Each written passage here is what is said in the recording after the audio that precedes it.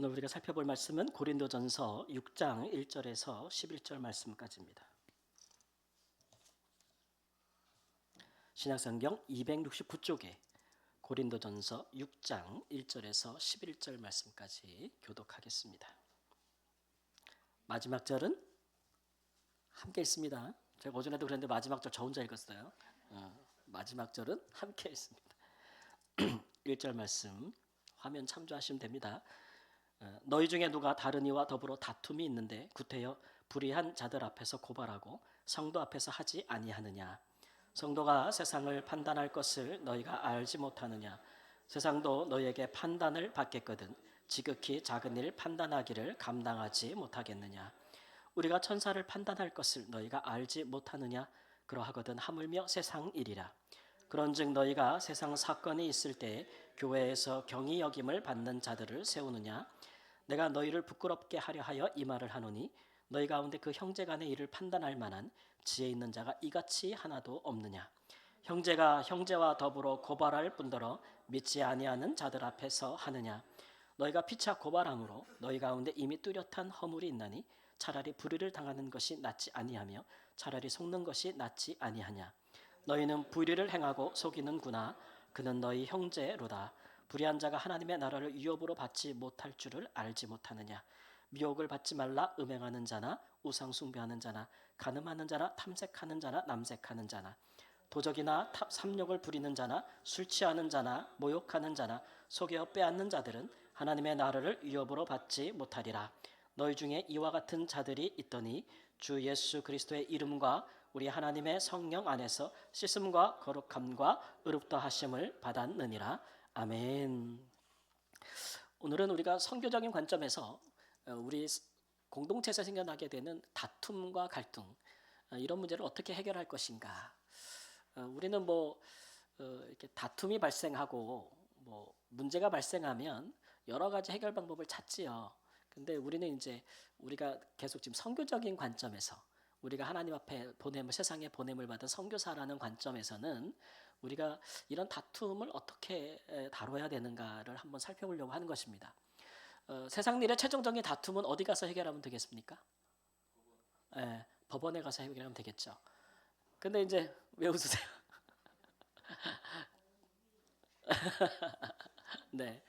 근데 만일 법원에서 판결 받는 것들을 인정하지 못하면 그 사회는 이제 무법 사회가 되는 거죠. 그죠? 인정을 하지 못하게 되면 어떻게든 법원 가서 해결하는 게 이제 세상적인 최종적인 그 결정입니다. 그 다툼을 이제 중재하는 거죠. 그래서 이렇게 판결을 하는 것이 되겠습니다. 그러면 우리가 이제 세상에서 선교사로 살아가는 우리는 어떻게 되겠는가? 우리가 선교사라는 입장에서는 이런 다툼을 가지고 우리가 세상 법정에 가서 송사하고 고발하는 거에 대해서 우리는 이제 어떤 관점을 가지고 해야 될까, 어떤 태도로 해야 될까라는 부분을 한번 다뤄보려고 합니다. 우리가 선교사적인 입장으로서 세상에서 여러 가지 일을 하면서 세상에서 생기는 세상 사건에 대해서 법정에 가서 최종 해결을 구하는 것 자체가 문제가 있을까요? 어떠세요? 그리스도인으로서 세상에서 사람들과 휘말린 갈등에 대해서 우리가 세상에 가서 법정에 가서 송사해가지고 문제의 최종 해결을 구하는 것이 잘못된 일일까요? 해도 되는 일일까요? 예? 예. 예. 되는 일입니다. 예, 그럼요. 어유 집사님. 왜 저를 부드럽게 안 된다는 얘기가 아니니까. 맞습니다. 당연히 가서 서로 다툼이 해결하지 않으면 최종 그걸 할 수 있는 대로 가는 게 맞는 거죠. 근데 오늘 본문에서 다루는 건 그 문제가 아니고 세상 일에 세상 사람들과 이렇게 그 다툼이 생겨서 얘기하는 게 아니고 믿음의 공동체 안에서 형제들끼리 생긴 문제를 얘기하고 있는 거예요. 그러니까 이제 교회 안에서 혹은 가정 안에서 다툼이 일어날 수 있지 않습니까?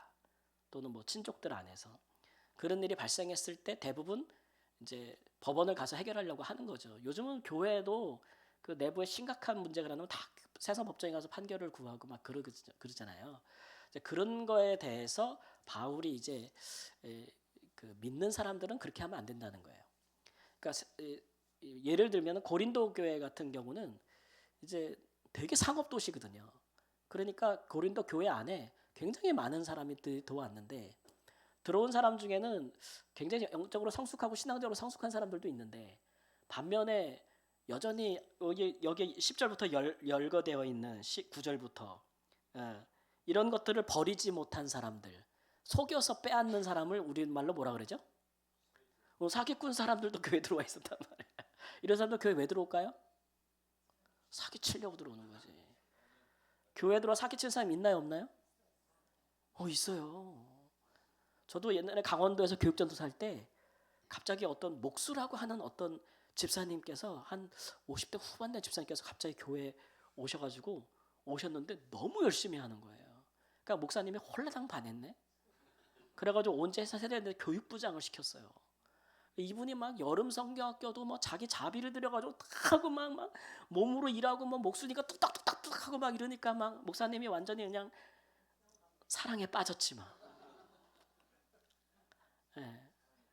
그랬더니 이분이 이제 여름 성경 딱 끝나고 목사님 교회에 아무리 우리 교회가 작아도 그렇지 십자가 탑이 하나도 없다는 게 말이 됩니까? 예? 그 내가 알아보니까 한 2천만 원 하더라고요. 근데 내가 1,000만 원 들 테니까 헌금할 테니까 목사님 교회 재정 1,000만 원 주세요. 그럼 내가 해둘 테니까. 목사님 감동을 너무 찌는 받아. 그래서 1,000만 원 선뜻 줬네. 그 다음 주부터 안 보여. 그 다음 주부터 안 보여. 그래가지고 교회 재정 1,000만 원만 도둑 맞았거니 했더니 그 사이에 성도님들의 마음을 다 사가지고 몇 달 동안 이 사람한테 100만 원, 저 사람한테 200만 원, 저 사람한테 다 흔적도 없이 사라졌어. 그런 분들 있단 말이에요. 교회를 떠돌면서 그렇게 하는 분들도 있어요. 고린도 교회도 이제 그런 일이 있는 거죠. 그러니까 이제 교회 안에서 막 서로 얽히는 거예요. 재정, 금전 문제, 사업 문제 이런 것들이 얽히니까 문제가 발생하지 않겠습니까? 그랬더니 이제 교회가 제일 먼저 대처할 수 있는 가장 좋은 방법은 뭘까요? 일단 교회 내에서 문제를 해결해야 될 거 아니에요, 그죠? 그 교회 내에서 일단은 문제를 해결해야 되는데 해결할 생각조차 안 하고 처음부터 어디로 가요? 법정으로 가는 거예요. 돈 문제니까 예민하잖아요. 그 법정으로 가가지고 이제 판사 앞에서 막 소송하고 고발하고 막 이게 일들이 벌어지는 거죠. 그러니까 바울 사도가 이제 하는 말이 그 전에 너희 교회 안에는 이 같은 문제를 해결할 지혜로운 사람이 한 명도 없더냐라고 묻는 거예요. 한 명도 없니? 그렇게 세상 법정에 가서 추태를 부릴 서로 간에 그런 모습을 보이기 전에 교회 안에서 이 문제를 해결할 만한 그만한 지도자도 없고 지혜 있는 자도 없고 영적인 분별력이 있는 자도 없느냐라는 걸 책망하고 있어요. 왜냐하면 바울 사도는 선교사이기 때문에 선교사하면서 목회자이기 때문에 여러분 선교사가 가장 중요하게 생각하는 게 뭡니까? 선교사가 제일 중요하게 생각하는 거 영혼 구원, 그죠? 맞아요? 영혼 구원이 제일 중요하잖아요. 이게 선교사는. 그리고 두 번째는 세상에 하나님을 욕되게 하면 돼야 안 돼요? 안 되잖아요. 그거 제일 중요하잖아요. 세상이 우리를 보고 하나님께 영광을 돌려야 되는데 선교사들은 이 두 가지는 철저하게 자기 인생에 절대 자기가 하지 말아야 될 일인데 이게 이제 문제가 되는 거예요. 그러니까 교회 안에서 교인들끼리 서로 멱살 잡고 법정에 가서 막 싸우면서 집사님, 장로님 그런 님자도 안 붙이겠지 그때 되면 막 그래가지고 판사 앞에서 판결해달라고 막 교회 내 문제 갖고 막 하니까 법적으로 해결은 받을까요, 안 받을까요? 결국 판결은 나겠지. 근데 그 일들이 이제 판사들이나 법조계나 이제 세상에 알려지고 이러면서 어떤 이미지를 주겠어요? 교회에 대한 하나님에 대한 이미지 어떤 이미지? 엄격하게 실추될 거 아닙니까? 지금 우리 사회의 교회랑 기독교 이게 이미지가 엄청 바닥이잖아요. 그런 것 중에 하나가 교회 내 분쟁을 전부 세상 법정 가서 해결하기 때문에 그런 거예요. 그래서 뭐 노회나 이런 데서 재판을 여는데도 불복하고 또 법정으로 가고 이런 거죠. 이길 때까지. 그래서 이제 그런 일들이 생겨나게 된단 말이에요. 근데 바울 사도는 뭐냐면 그거 굉장히 부끄러운 일이라고 얘기하고 있는 거예요. 가장 좋은 것은 다툼이 발생 안 하는 게 좋겠죠. 가장 좋은 것은 그래서 뭐 교회 안에서 성도들끼리 사업 같이 하고 재산 뭐 이렇게 어디 그 제가 말라에 있을 때 어떤 교회를 이제 그 후원을 받아서 개척을 하고 설립을 해서 목사님도 세워주고 해서 이렇게 했던 제일 먼저 세웠던 교회가 있어요. 그 추장님이 그 교회 목사님이에요. 꾸안지. 그래가지고 교회를 하고 이제 제일 먼저 하고 또 다른 말 막 사역하다가 한참 뒤에 갔더니 초반에는 굉장히 어려운 사람들도 많고 막 애들도 많고 막 그랬는데 자꾸 이렇게 말끔하게 그, 그 동네에서 이렇게 부자인 사람들만 이렇게 모이더라고 교회가. 그래서 이상하다. 교회가 구성원이 바뀌었나? 그런 생각이 들었어요. 그리고 얼마 있다가 또 다시 갔더니 모든 사람들과 이렇게 다르게 또 특별한 그 색깔이 있는 옷을 입고 있는 사람들이 또 앞에 이렇게 앉아 있는 거예요. 그러니까 누구냐 그랬더니 교회 중직들이래요. 그래서 중직들인데 왜 이렇게 옷을 또 따로 입어? 막 이렇게 해서 나 이상하다 싶어가지고 제가 이제 캐묻기 시작했더니 이 목사님이 교회에서 이제 개를 한 거예요. 예, 개를 해가지고 돈 있는 사람들 모아서 마을에서 그 돈을 가지고 또 뭐 했어요? 고리대금업을 한 거예요. 예, 그러면 그 가난한 사람들이 그거 힘드니까 빌렸다가 갚아요, 못 갚아요. 그럼 가서 또 집에 있는 거 압력 가서 이렇게 갖고 오고. 그러면서 교회 내에서 돈 있는 사람들은 점점 이제 좋아지고, 예, 가난한 사람들 점점 교회 떠나고, 뭐 이렇게 됐다는 거예요. 그 제가 어떻게 했겠어요? 그 목사님 당장 잘랐죠. 교회가 그렇게 되면 되겠어요? 예. 교회에서는 그런 걸 아예 안 하는 게 나아요. 예, 안 하는 게 나아요. 근데 만일 내가 어려움에 처한 우리 성도를 돕고 싶으면 그냥 돕는 게 낫습니다. 그렇죠? 예, 그냥 돕는 게 낫지. 그 이렇게 그 이자 그런 거 하면 안 돼요. 예, 저희 어릴 때 보니까 저희 어머니도 한때 교회 어떤 집사님하고 엄청 싸우시더라고요. 아이고 가족들이 들을라. 예, 예, 나중에 알고 봤더니 그런 거예요. 그런 거. 예, 그런 거 하면 안 돼요. 예, 안 하는 게 좋고 그러면 다툼이 발생할 여지가 없잖아요, 그죠? 예, 근데 이제 이런 문제가 있을 때조차도 그런 문제를 교회 안에서 먼저 해결하지 못하고 교회 권위를 다 부정하고 밖에 나가서 자꾸 해결하려고 하면 그게 우리가 선교사로서 세상에서 살아가고 있는데 얼마나 하나님을 욕되게 하는 것이냐라는 것들을 전제하고 지금 이야기하고 있는 것입니다. 그 선교사들은 나의 그 삶과 나의 행위가 세상에서 어떻게 보여질까 이런 것 신경 쓰지 않겠어요?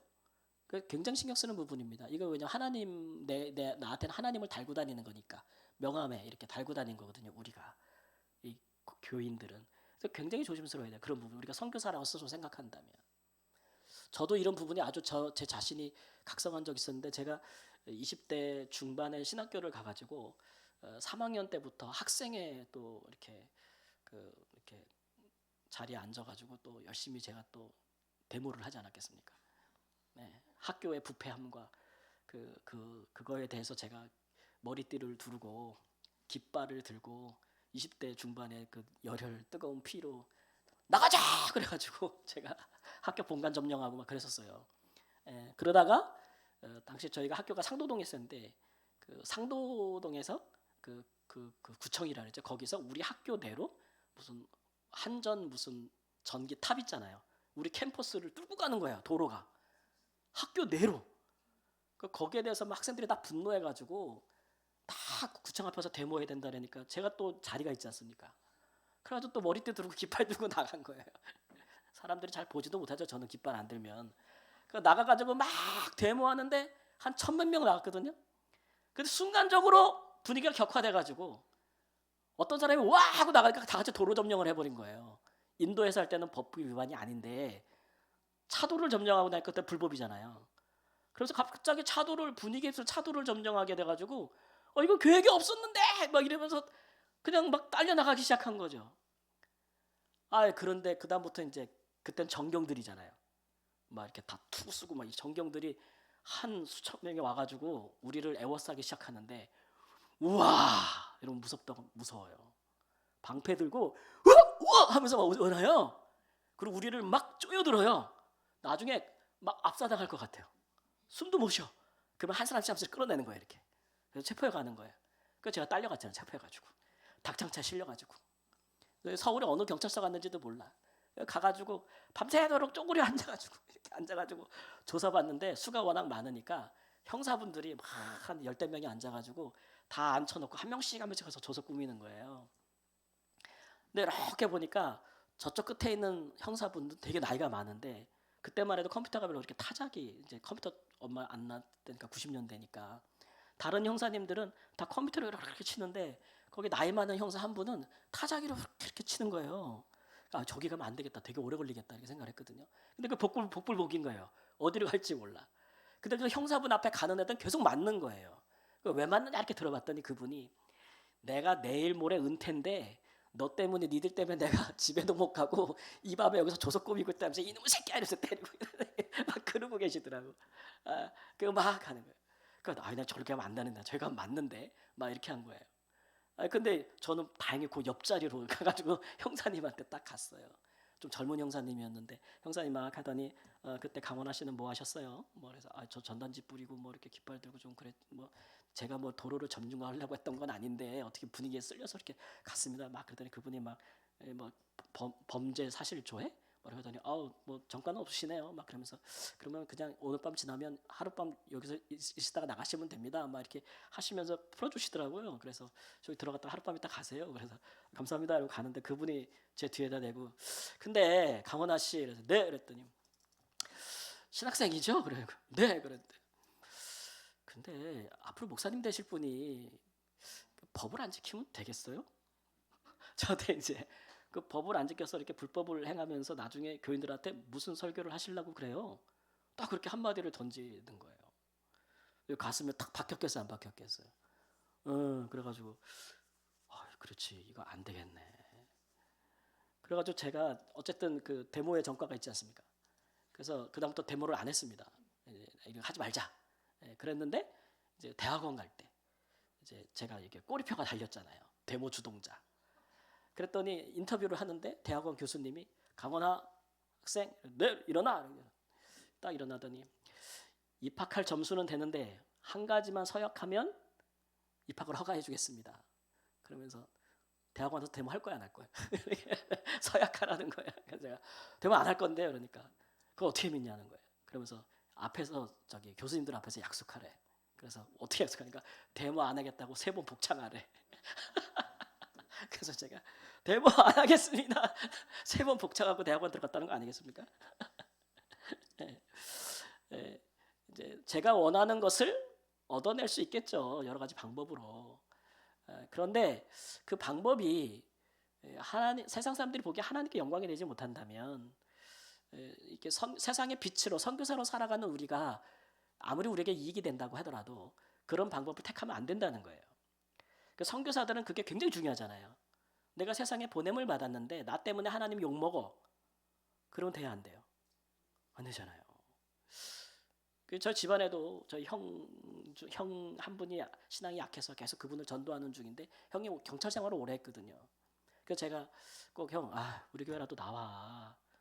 그래서 내가 있으니까 편하잖아. 막 이렇게 얘기하면 가끔 그런 이야기를 해요. 야, 근데 있잖아. 내가 옛날에 거기 있을 때 어느 교회 목사님이 어떤 일을 해가지고 경찰서에 왔는데 야, 뭐 그 교회 막 와가지고 내 앞에서 막 서로 막 장로님하고 멱살 잡고 난리 났어. 그거 보니까 도저히 교회 못 나가겠더라. 계속 그런 얘기를 계속해요. 그런 것들이 사람이 구원에 이르는 것을 막지 않겠습니까? 그렇죠? 그러니까 하나님의 사람들은 그런 부분에 굉장히 조심해야 돼요. 제가 뭐 이중적인 삶을 살라고 말하는 게 아니고 가식적인 삶을 살라는 것은 아닌데 형제들 간에 성도 간에 다툼이 있을 때 이거는 우리가 주 안에서 말씀을 따라 해결을 해야죠. 그죠? 그리고 거기에 따라 굴복하는 것이 옳은 건데 그렇게 안 하고 그렇게 밖에 나가서 다른 방법으로 하게 되면 그것이 하나님께 절대 영광이 되지 못한다는 것이죠. 근본적으로. 그런 것들이 자꾸 한 사회에 쌓이게 되면 교회와 복음에 대한 부정적인 이미지가 쌓이게 될 것이고 그렇게 된다면 전도는 굉장히 어려워질 것이고 선교도 어려워질 것이고 그 다음에 이제 다음 우리 젊은 세대들 또 그보다 어린 세대들이 점점 더 교회를 떠나게 만드는 그런 계기가 되는 것입니다. 특히 고린도 교회처럼 물질이 굉장히 중요한 시대에 지금 우리 한국 사회도 정말 물질이 우상이다 하나님이다라고 우리가 모두 여길 만큼 사회적인 것들이 팽배해 있었잖아요. 팽배해 있었잖아요. 그래서 아이들에게서도 가끔 그런 모습을 볼 때 소스라치게 놀랄 때가 있지 않습니까? 근데 그런 우리가 그 물질을 우상으로 삼는 시대에 있어서 이런 다툼은 훨씬 많아집니다. 그렇죠?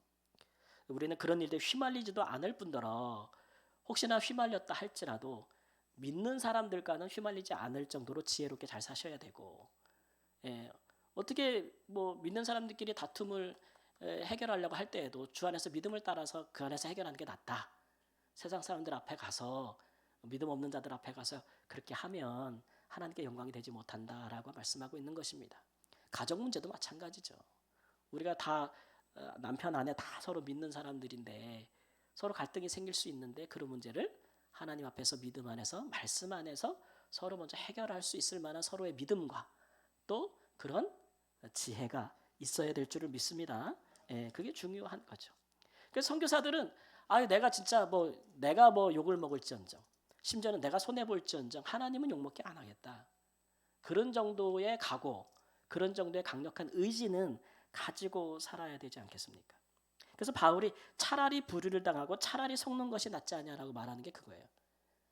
우리가 살면서 불의를 당하는 것만큼 기분 나쁜 게 어디 있습니까? 복장이 진짜 무너지는 거 아니겠습니까? 그리고 속는 거 환장하는 일 아닙니까? 부르부르 떨리는 일인데 그런데 불의를 당하고 속는 것을 갚아주기 위해서 우리가 하나님의 영광을 가리는 방식으로 하지는 말라는 거죠. 사도 바울은 선교사서 그럼 차라리 내가 당하고 말겠다. 차라리 이렇게 얘기하고 있는 거예요. 내가 욕먹는 게 낫지 하나님은 욕먹게 하지 않겠다. 그런 정도의 각오가 있어야 그 사람이 이제 선교사적인 마인드를 갖고 있는 사람이다라고 이제 할 수가 있겠습니다. 그래서 우리는 이제 이런 다툼의 여지를 없애기 위해서 선제적으로 대응하는 게 제일 좋죠. 그런 문제가 생기지 않도록 하는 게 제일 좋은 방법이기도 합니다. 그래서 시스템적으로 그렇게 이제 마련해 놓는 게 좋죠. 그러나 이제 그것이 안 됐을 경우에를 이제 상정하고 있는 것입니다. 그래서 이런 부분들에 대해서 우리가 선교적으로 해결할 것 같으면 내가 이렇게 하는 것이 그 사람의 영혼을 구원함에 도움이 되겠냐, 또 이것이 복음을 전파함에 방해가 되겠냐, 혹은 이 일로 인해서 나는 득을 보지만 하나님의 이름은 더럽혀지지 않을 것이냐, 이런 것들이 중요한 판단 기준이 되어야 된다는 거죠. 그렇게 생각해 보면은 진짜 항상 손해 보고 살겠네 이런 이제 생각이 들지 않습니까? 그렇죠? 그러면 항상 손해 보고 살겠네 이런 마음이 들 수 있는데 꼭 그렇지 않습니다. 우리가 그렇게 하나님의 사람으로 살다가 고난을 받기도 하지만 그러나 우리가 하나님께서 그래 너 고난 받다 그렇게 하다가 계속 그러다가 죽어라 이렇게만 하시는 분은 아니잖아요, 그죠? 하나님을 위해서 이렇게 하나님의 영광을 위해서 기꺼이 손해 감수하겠다라고 하는 사람들에게는 우리 하나님이 또 주시는 축복이 있어요. 하나님이 갚아주시는 그거 없이 우리가 이렇게 못 살거든요. 그렇지 않습니까? 그래서 그런 부분들을 좀 한 번씩 경험해 보셔야 된다는 거죠. 근데 우리가 경험하지 못하는 것은 그런 선택을 한 번도 해본 적이 없는 거예요. 어떤 그런 중요한 선택이 놓였을 때 신앙이냐 이익이냐 믿음이냐 돈이냐 막 이런 걸 놓고 막 선택할 때 항상 이게 돈, 내 자존심, 명예 이런 것들을 우선적으로 선택하게 되면은 그런 부분에 있어서 내가 내 목 찾아 먹는다 막 이래가지고 막 하면은 난 손해 안 봤어 이렇게 살 수는 있겠죠. 근데 하나님이 그런 모습을 보면서 네가 정말 하나님의 자녀냐라고 말할 때는 그 판단 기준에는 모자르는 거예요.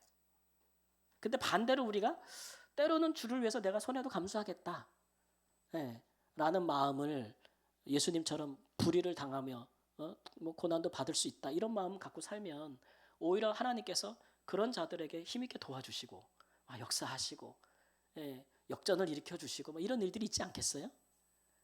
함께 하심을 보여주고 그리고 지는 것 같으나 이기게 하시고 그런 것들을 경험하면서 성경에 있는 하나님이 진짜 하나님이시네, 진짜 그러하다라는 것들을 체험하게 되지 않겠습니까?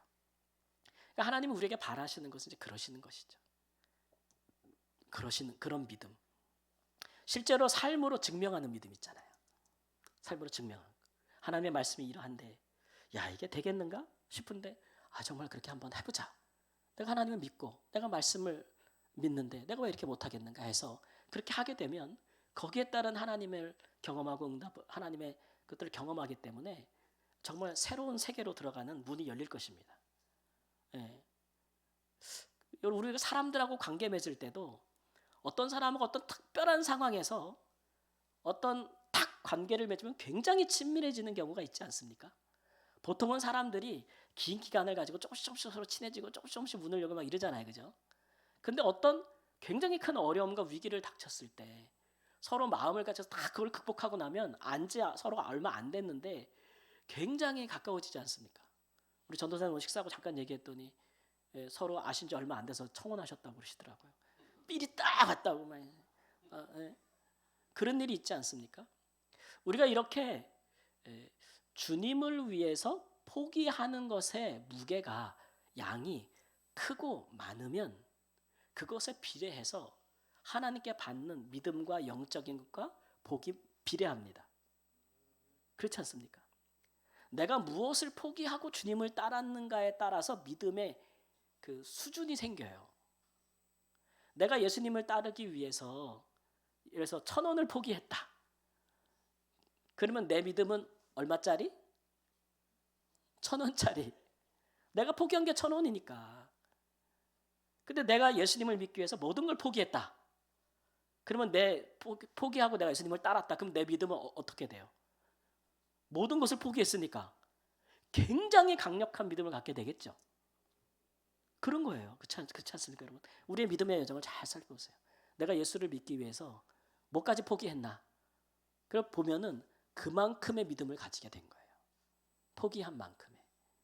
그리고 그만큼의 하나님의 축복과 은혜를 받는 거죠.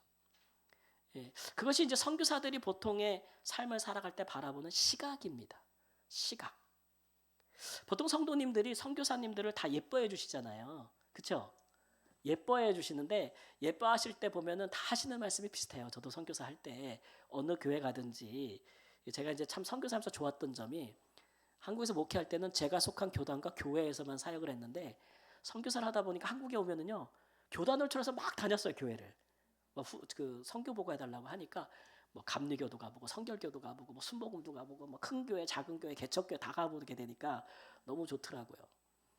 다 교회들을 이해할 수 있어서 너무 좋고 그런데 가면은 교단 다르고 다 달라도 성도님들이 하나같이 아유 선교사님 아프리카에서 얼마나 고생하셨어요. 그러면서 또 뒤에 붙이는 말이 있어요. 이렇게 모든 것을 포기하고 가셔가지고 이런 말을 했는데 그 말을 들으면 저는 내가 뭘 포기했지 이런 생각. 뭘 포기했지? 포기한 거 별로 없는데. 근데 우리 성도님들 그렇게 여겨주시더라고요. 아 이렇게 다 이걸 포기하고 하셨다고 그러는데 나는 가진 게 없어서 포기한 게 없었는데 이런 생각이 들면서도 그렇게 여겨주신 게 참 감사하더라고요. 그러니까 선교사 그러면은 뭘 생각하세요? 포기했다 그러더라고요. 포기했다는 걸 다 가지고 계시더라고요. 그러니까 우리는 누구라고요? 이 권사님 보내는 선교사 나 쓴 적 없어. 우리 뭐라고요? 제가 드리는 말씀은 이제 우리는 보내는 선교사 이렇게 하지 말고 내가 선교사로 살짝 이야기를 드리는 거예요. 내가 선교사예요. 가정이든지 사회든 선교사인데 선교사가 제일 잘하는 게 뭐냐면 포기를 잘하는 거예요. 포기를 잘하는 거예요. 자존심 안 내세우고 이익을 내가 안 세우고 포기를 잘하는. 특히 누구에게? 믿음의 형제들에게는 그렇게 하라는 거예요. 그러면 포기한 것 같으나 그러나 하나님께서 어떻게 해주세요? 채워주신다고요. 채워주신다고. 그래서 이제 어떤 분이 그런 얘기 하더라고요. 우리 하나님의 수학 방법은 다르다고. 세상에서는 더하기 이렇게 해서 잘 사는 건데 주 안에서는 빼기 하면 이게 잘 사는 거라 그러잖아요. 나는 자꾸 포기해. 근데 하나님은 자꾸 더해줘. 나는 자꾸 내려놔. 하나님은 자꾸 얹어줘. 그래서 내가 내려놓은 것이 아무것도 아니게 하시는 것이 바로 우리 하나님이 일하시는 방법이라는 거죠. 그것이 이제 선교사들이 살아가는 방식이다라는 겁니다. 그 방식이 다툼이 있을 때도 마찬가지다라는 거죠. 져주세요. 웬만하면 져주세요. 젊을 때는 진다는 걸 견디지 못하죠. 내가 졌다 그러면 진짜 진 것 같거든. 근데 좀 살다 보면 그러지 않지 않습니까? 지는 게 꼭 지는 게 아니라는 걸 여러분 좀 체득이 되지 않나요? 저도 결혼 생활하면서 제가 항상 이기는 줄 알았어요. 그래가지고 진짜 역시 나는 살았어. 남자야 막 이러면서 살았는데 계속 이기는 줄 알았는데 좀 결혼 생활 이제 제가 올해는 26년 차인데 지나다 보니까 이게 이기는 게 아닌데 라는 생각이 좀 들더라고요. 이기는 게 아니구나. 때로는 지는 것 같아도 이기는 사람들이 있습니다. 네. 네, 그런 정도의 지혜는 우리 믿는 사람들에게 있어야 될 텐데 특히 다툼이 있을 때 좀 양보하고 저도 하나님이 그거 보시고 하나님이 갚아주신다는 생각 갖고 그렇게 할 수 있는 너그러움이 있기를 우리 주 예수님의 이름으로 축원합니다. 아멘.